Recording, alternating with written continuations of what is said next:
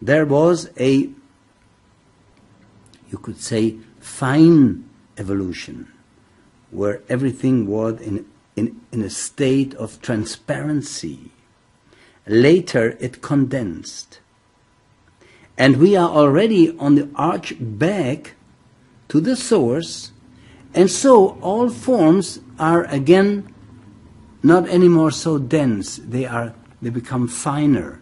They become more sensitive, transparent, like shadows almost. It will be that way. It will be that way.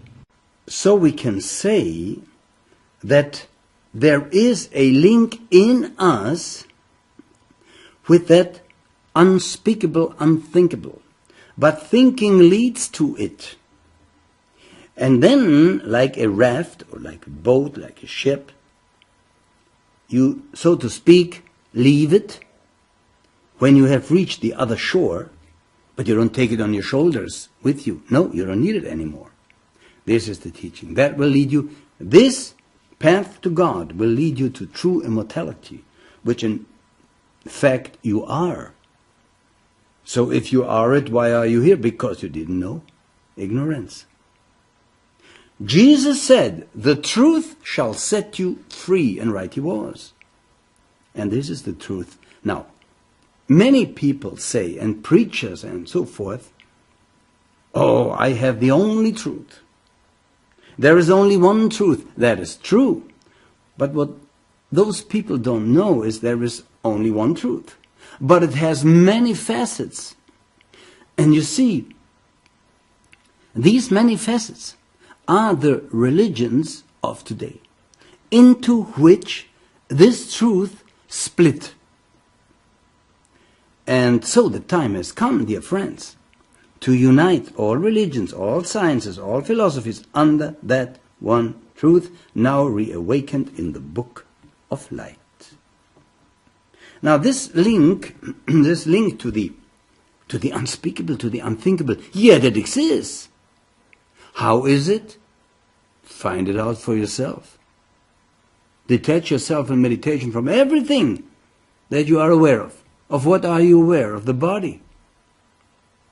You only need the body to become immortal. Not immortal in the body, but to attain immortal awareness. Because you compare, you can see what arises and passes away cannot be you, otherwise you wouldn't experience the arising and passing away. I mean, it's so simple that a simple shepherd became enlightened, the teachings of the Buddha, like this. Oh, the Buddha didn't mean that there is no self. He just said, whatever you are aware of cannot be you, because there's you and that which you are aware of. Now, if you want to be that you have to detach meditation from this non-you, from this not you, from this not self, and this is anatta.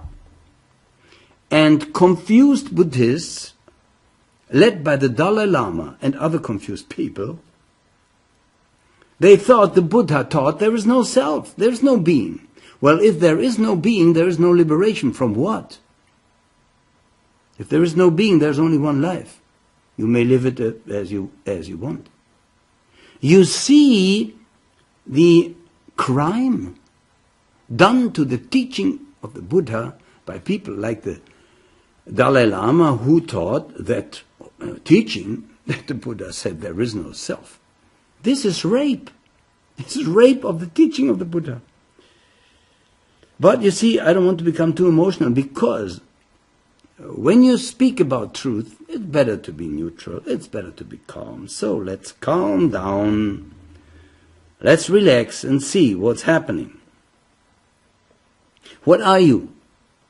Who are you? We have in Sanskrit the term Atman, which means the spirit. Now, we call it, in the Book of Light, the monad, the being, the Tathagata also. We will come to that. Obviously, it's not the body. Otherwise, you would know of everything that's in the body. If you are the body, you would know how the liver works, you would know how the heart works, you would all this without even one thought to it. Because if you are something, you are that something. And so, of course, you have a body. And because we have schools and universities to, study what that body is, what it does, we find out that this body does things on its own. Or do you tell the heart to beat, the lungs to breathe, the blood to circulate? No, you don't. They do it on their own. They have their own law. And especially in meditation, you will see, when you meditate, you observe your breath, you will discover that you're not even breathing yourself. It breathes you. Think about that. We are talking here about a detachment process, dear friends. So, every question about purpose and origin of man and universe will be answered here on the path to God. Now, this self, called in Sanskrit Atman, comes from somewhere, from the core, from beyond Atman. Beyond Atman is Paramatman. Paramatman with an M in between, like a link, Paramatman. That is, this part is timeless, eternal. When I say it is timeless, it is a timeless core that has no beginning and no end. This is true timelessness, not something that has a beginning and no end. Such a thing does not exist. As much as surgeons would like to, or people who inject Botox in their faces and their bodies to keep it eternal or whatever. Such a thing does not exist. What arises must pass away. There is no exception from that law. You would not even be aware of the arising and passing away if you would be that which arises and passes away. It would be normal to you. When the time comes, you would say, sorry, I just have to die. Bye. No, people are afraid to die. Everybody is afraid to die. Why? Because everybody, or almost everybody, identifies himself with that which dies, which changes form. Now, dear friends, here becomes highly philosophical and scientific.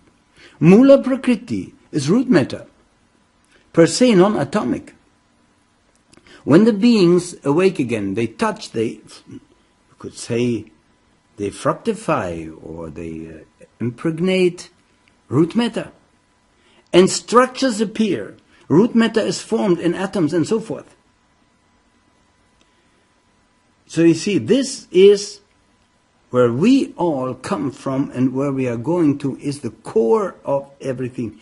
And this core, dear friends, sought by these scientists somewhere in the universe out there. Well, they can spend billions and trillions of dollars as long as we pay them, let them do it. They will never find it anywhere out there. They will never find a core. The core is in us. The common core of the universe is in each being. You experience it at meditation. You can fly with your rockets out there in the universe and can spend trillions of dollars. You will always be the same distance to the core than before. Basically. But when you sit down, when you see a holy man meditating, he is in the core where the Big Bang started. A so-called Big Bang, which is the awakening of all beings, which is interaction of all beings with root matter. This is how the forms are born, because it is a consciousness. So, consciousness gives you the idea of matter. But in truth, it is just different vibrations. So if vibrations are similar, then you have the feeling, oh, this is a table. So, what is with an X-ray? To him, that's nothing. Go through it, like nothing, or through a human body. Because there are gaps between the atoms and between the particles.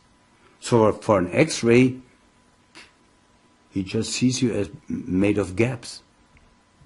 So it's all relative. It's all a state of consciousness.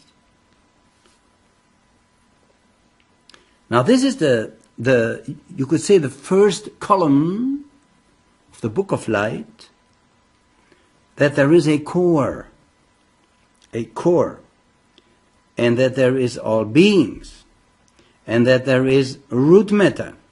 These three are basically uncreated. See, what religious people claim of their God. So you ask them, who created your God? No one. He was always there. Good. Book of Light teaches everything is always there, was never created, and changes form according to state of desire. And then there is an arising and passing away. So all the vehicles that we are surrounded with are taken constantly from us. And because we identify with those vehicles, we have fear of death. And the Book of Light, this path to God, takes from you the fear of death. This is the Book of Light. And also, divine message from the true God, Nirvana.